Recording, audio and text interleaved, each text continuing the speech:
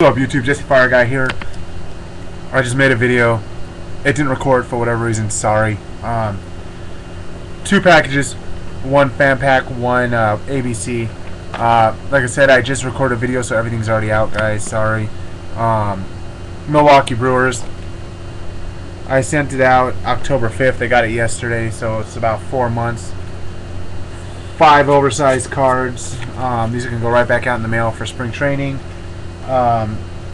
They sent a thing, scratch off, and you can win free tickets or a gift card for their food and beverage at a game. I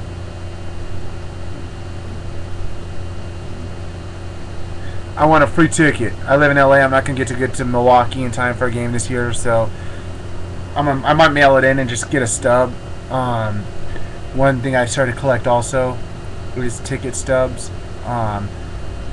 I'm trying to send some of those out to get autographed. I have 1 million of them from 1 million sporting events that I've gone to, so that's going to be another collection I'm going to start very soon.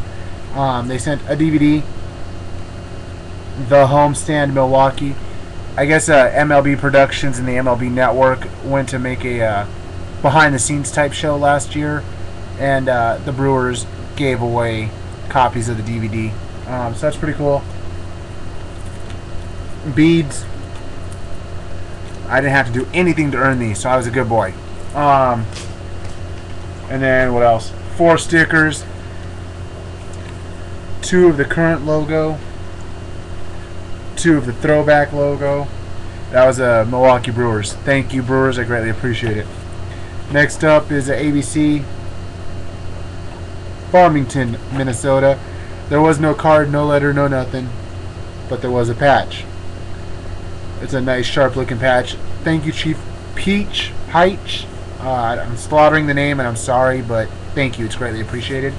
And then Sunday night, guys, the wifey and I took our niece and nephew to a WWE SmackDown house show up in Bakersfield. We had great seats. We were third row ringside. We didn't get the awesome experience that the Gentle Vaders got at the TNA house show. If you guys have seen his video, he was the timekeeper. Freaking incredible. That was awesome. We had third row ringside. Very cool. We showed up. It was a 5 o'clock bell time. We showed up at 1 p.m. and we were late. I know better now. I guess next time I go to a WWE event, I'm going to camp out, I guess first thing in the morning and catch these guys. We missed the Big Show's bus. We missed Randy Orton's bus.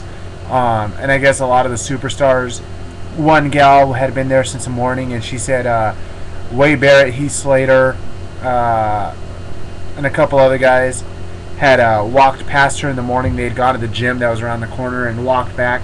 So I know they were in San Francisco Saturday, so they probably just drove down and crashed around there. It was a learning experience for me. I'd never been to a WWE show, so whatever. It was cool. If you follow WWE, you know Ted DiBiase has a DiBiase Posse party. He didn't have it this time. I don't know if it's just for the Friday SmackDown, the Friday night tapings, which are on Tuesdays. I don't know if that's the only time he does it, but the guy was incredible. He pulls up, the kids are asking for autographs. He parks his car, jumps out, starts signing. We got him. Jesse, Cindy, Ted DiBiase, the DiBiase Posse. The wife and I are now full-fledged members of the DiBiase Posse. The guy was incredible. Really nice, really funny. This kid had an awesome signing. It said, Daniel Bryan is a nerd. And DiBiase was just clowning. It was great. He was like, yeah, he is. I agree with you. You should hold up that sign when you get inside. Let him see it. The event itself was really cool. Let me backtrack real quick, though. After DiBiase came in, Natalia came in. She didn't sign, but she was very friendly. Said, hi, how are you guys? Sorry, I'm running late. I don't have time to sign. Maybe after the show, whatever. Drove in. Right behind her was Jinder Mahal, and I want to say it was a referee. I didn't know the face at the time, but I looked him up on my phone afterwards, and I think it was a referee who was driving Jinder Mahal.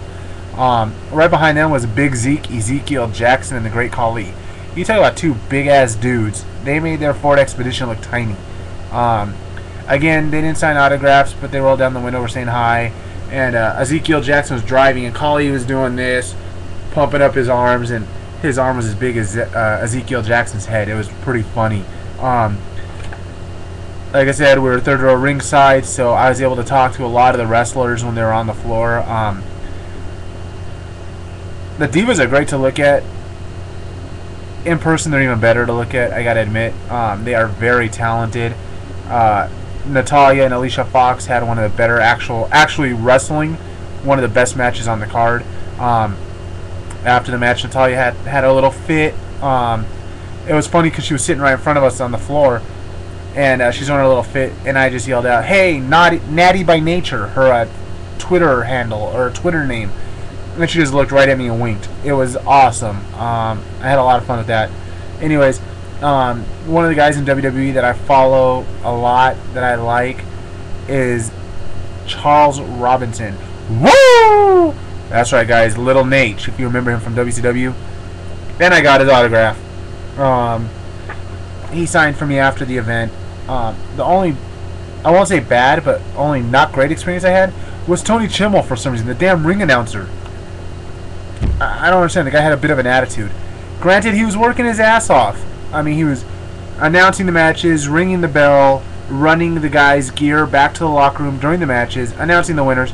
The guy was busy, but still, you know, he could have smiled a little bit. Anyways, guys, 6.5 minutes. I'm out. Jesse Fire Guy. Peace.